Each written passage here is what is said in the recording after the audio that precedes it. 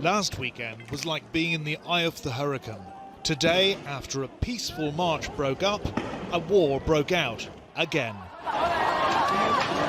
On the streets of densely populated eastern Kowloon, Hong Kong's period of calm is over. Protesters hurling shards of concrete and poles and Molotov cocktails at riot police, and tear gas canisters clattering down. Clouds of it hung in the humid afternoon air for hours. If China had hoped these protests would just fizzle out, its ruling Communist Party's got another thing coming. All this now playing out on TV screens from Beijing to Biarritz. So, this is a bit of an embarrassing beginning to the G7 summit, with all those world leaders watching, and Xi Jinping might no doubt in China watching too. A standoff with a special tactical unit outside a Hong Kong shopping mall. Okay, come inside.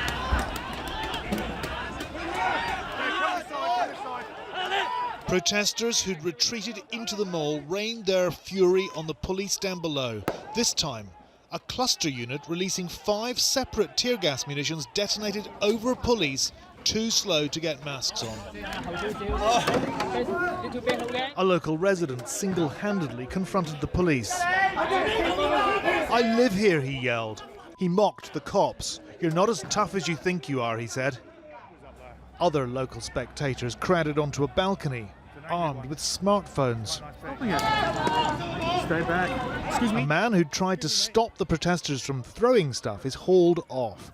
He tries to reason with the police and urges them to pull back.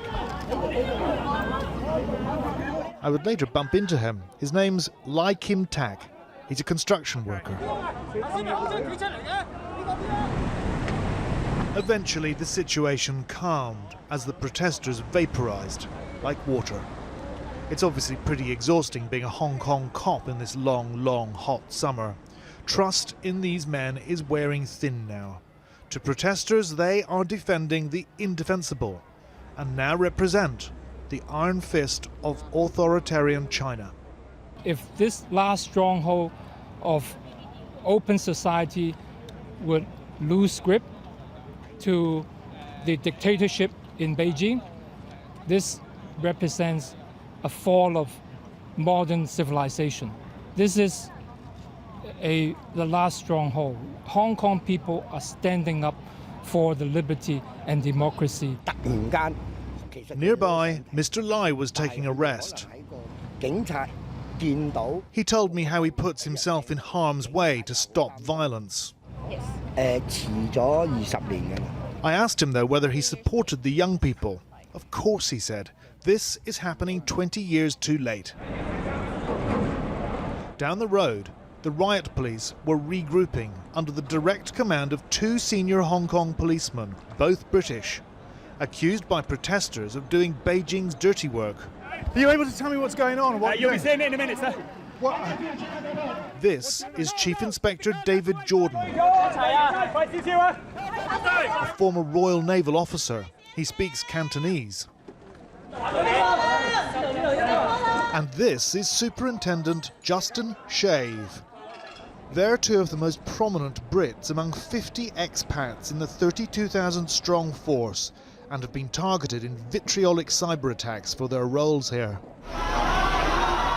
Running battles continued long into the night. What will Beijing do?